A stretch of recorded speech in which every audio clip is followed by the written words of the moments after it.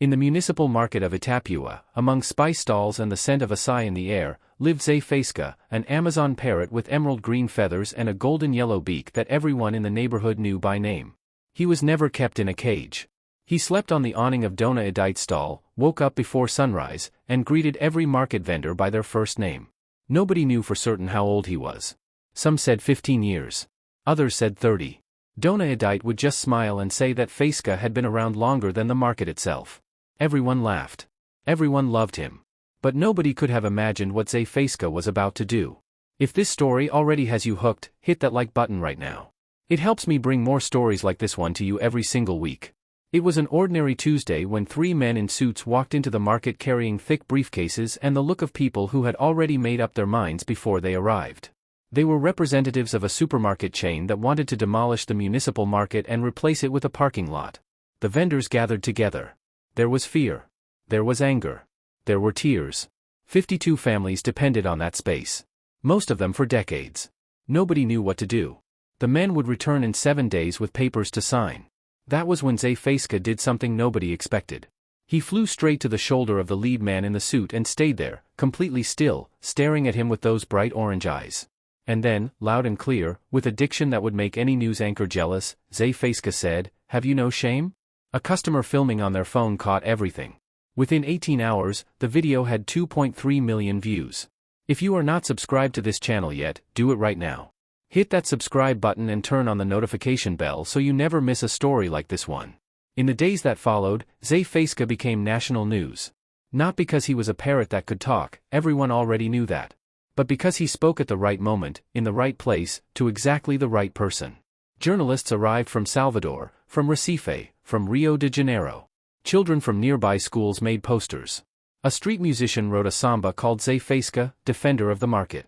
On social media, the hashtag Save the Market trended for 3 days straight. But Faísca did not care about the cameras. He kept doing what he had always done. Wake up early, say good morning to everyone, eat his slice of papaya, and watch over the market with those eyes that seemed to understand everything. He did not try to be a hero. He simply was himself. And that was enough. Share this video right now with someone who needs to hear a story about courage today. It could be a friend, a family member, anyone. You never know how much a story like this one can change someone's day. On the 7th day, the men came back. But this time, there were 200 people standing in front of the market. Mothers holding children. Elderly people in lawn chairs.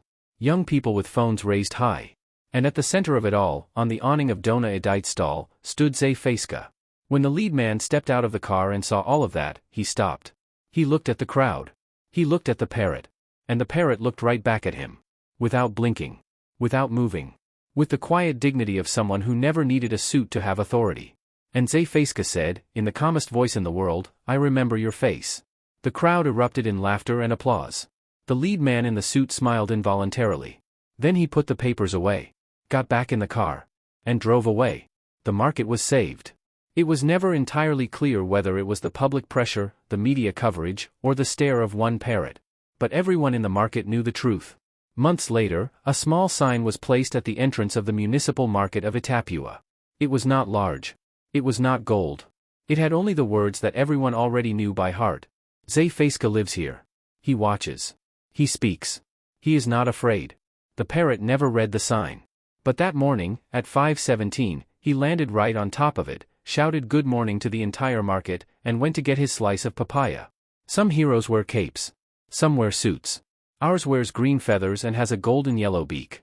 And he is awake before you every single day, watching over what matters. If this story moved you, made you smile, or gave you hope, then do one thing for me right now.